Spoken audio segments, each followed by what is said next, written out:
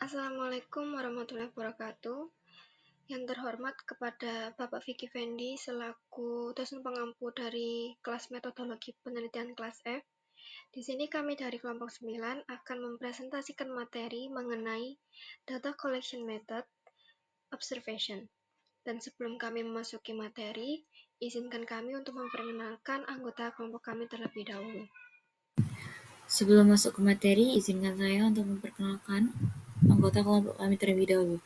Yang pertama ada Anggi Sevania, nomor NPM 021, Silva Malaysia dengan nomor NPM 023, Hijuan dengan nomor NPM 031, dan Dila Arigra Putri dengan NPM 038. Materi yang pertama ada mengenai pengertian dan tujuan observasi. Pengamatan ini menyangkut pengamatan perekaman, analisis, dan interpretasi perilaku, tindakan, atau peristiwa yang direncanakan. Berbagai pendekatan observasi telah digunakan dalam penelitian bisnis. Dapat dibedakan dengan 4 dimensi utama yang mencirikan cara observasi dilakukan.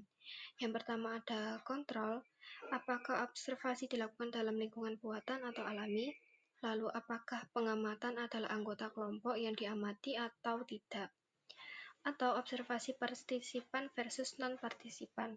Lalu yang ketiga ada struktur, yaitu sejauh mana observasi difokuskan, ditentukan sebelumnya, sistematis, dan kuantitatif.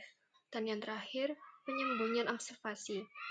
Apakah anggota sekelompok sosial ini yang diteliti diberitahu bahwa mereka sedang dipelajari atau tidak. Dimensi-dimensi utama yang membedakan metode observasi tertentu dibahas dalam bab selanjutnya. Lalu ada 4 dimensi utama yang mencirikan jenis pengamatan. Ada studi observasional terkontrol versus studi observasional tidak terkontrol. Pengamatan terkendali terjadi ketika penelitian observasional itu dilakukan dalam kondisi yang diatur secara cermat. Pengamatan tak terkendali adalah teknik observasi yang tidak berupaya untuk mengendalikan, memanipulasi, atau mempengaruhi situasi. Peristiwa berjalan secara alami dan peneliti mengamati peristiwa ini tanpa mengganggu situasi kehidupan nyata. Keuntungan dari observasi tak terkendali ini adalah orang dapat diamati dalam lingkungan belanja atau kerja alami mereka. Namun kelemahan utama dari observasi tak terkendali adalah biasanya sulit untuk mengurai situasi yang seringkali rumit karena tidak mengendalikan faktor apapun dalam hal ini. Lalu ada pengamatan partisipan versus observasi non-partisipan. Dalam kasus observasi non-partisipan, peneliti ini tidak pernah terlibat langsung dalam tindakan aktor, tetapi mengamati mereka dari luar cakrawala visual aktor, misalnya melalui cermin satu arah atau kamera. Observasi partisipan adalah pendekatan yang sering digunakan dalam studi kasus, studi etnografi, dan studi grounded theory, yang dibahas dalam bab 6 untuk pembahasan tentang hubungan antara observasi partisipan dan etnografi. Dalam observasi partisipan, penelitian ini mengumpulkan data dengan berpartisipasi dalam kehidupan sehari-hari, kelompok atau organisasi yang sedang diteliti. Lalu ada studi observasi terstruktur versus tidak terstruktur. Pengamat ini memiliki serangkaian kategori aktivitas atau fenomena yang telah ditentukan sebelumnya yang direncanakan untuk dipelajari. Maka itu adalah studi observasi yang terstruktur. Format pencatatan observasi dapat dirancang dan disesuaikan secara khusus untuk setiap studi agar sesuai dengan tujuan penelitian tersebut. Sedangkan pengamatan tidak terstruktur pada akhirnya dapat mengarah pada serangkaian hipotesis sementara yang diuji dalam penelitian selanjutnya yang bersifat deduktif. Lalu ada pengamatan tersembunyi versus pengamatan tidak tersembunyi. Penyembunyian observasi berkaitan dengan apakah anggota kelompok sosial yang diteliti diberitahu bahwa mereka sedang diselidiki.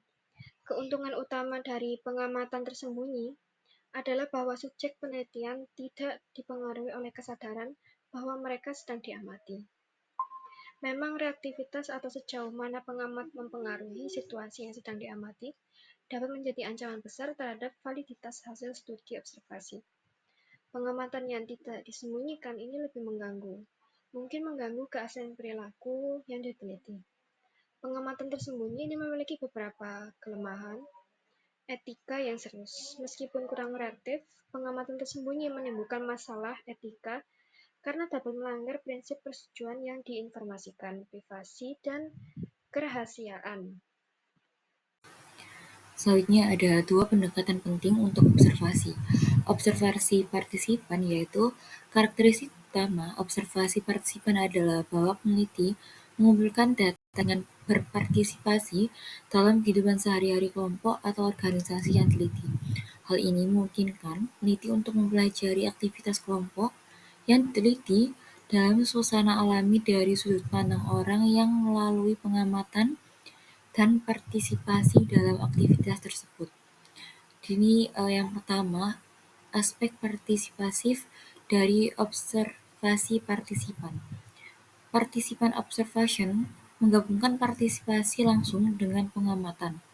Metode ini berbeda dari yang pertama ada pure observasi.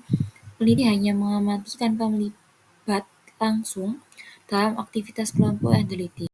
Hal yang kedua ada pure participation. Peneliti sepenuhnya menjadi anggota kelompok sosial, berinteraksi dan menjalankan aktivitas mereka. Untuk kelebihannya, yaitu memberikan kedekatan yang mendalam dengan subjek penelitian. Untuk kekurangannya, membatasi kebebasan peneliti untuk keluar dari peran yang telah diambil. Yang kedua, resiko, yaitu kognitif, yaitu hilangnya objektivitas karena terlalu larut dalam kelompok. Hal yang ketiga, masalah etika jika partisipasi dilakukan secara sembunyi atau melibatkan penipuan. Selanjutnya, moderate participation, yaitu peneliti berada di antara posisi insider atau anggota kelompok dan outsider atau pengamat murni. Ciri-cirinya yaitu peneliti mengamati dengan menjaga jarak tertentu tanpa ikut campur. Yang kedua, berperan sebagai saksi pasif atau pengamat yang tidak terlibat langsung. Untuk teknik khusus yaitu shadow, peneliti mengikuti subjek tertentu, misalnya manajer, dalam aktivitas sehari-hari untuk memahami rutinitasnya.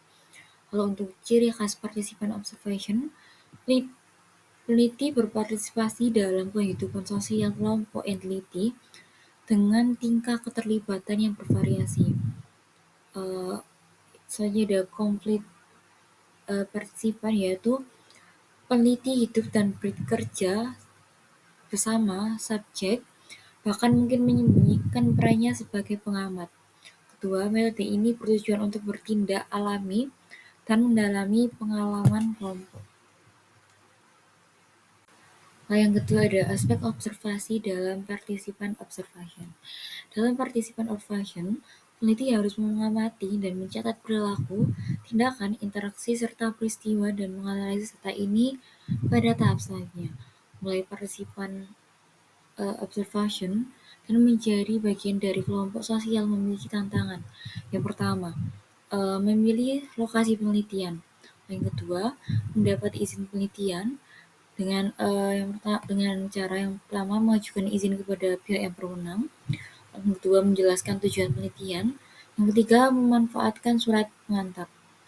Lalu selanjutnya yaitu memilih informan kunci, yaitu anggota kelompok yang terbuka dan mendukung peneliti sejak awal sering menjadi sumber informasi penting. Yang ketiga, mengenali lingkungan penelitian untuk memahami dinamika kelompok. Setelah mendapatkan izin, langkah selanjutnya adalah diterima sebagai anggota kelompok sosial. Beberapa anggota cenderung lebih terbuka atau proaktif dalam interaksi dengan peneliti menjadi awal penelitian yang dapat membantu proses adaptasi dan pengumpulan data. Hal-hal yang perlu diperhatikan pada tahap observasi deskriptif. Spratly membedakan dimensi-dimensi berikut di mana data deskriptif dapat dikumpulkan. Yang pertama, ruang angkasa. Ini tata letak lingkungan fisik seperti tata letak lantai pabrik. Yang kedua, benda. Elemen fisik seperti peralatan kantor, mesin, dan perkakas listrik. Lalu aktor. Rincian relevan dari orang-orang yang terlibat. Perasaan, emosi, aktivitas, tindakan, dan sasaran dari para aktor. lalu peristiwa misalnya rapat dan waktu atau urutan waktu kejadian, perasaan, tindakan, dan sejenisnya. Hal-hal yang perlu diperhatikan pada tahap observasi terfokus dan selektif.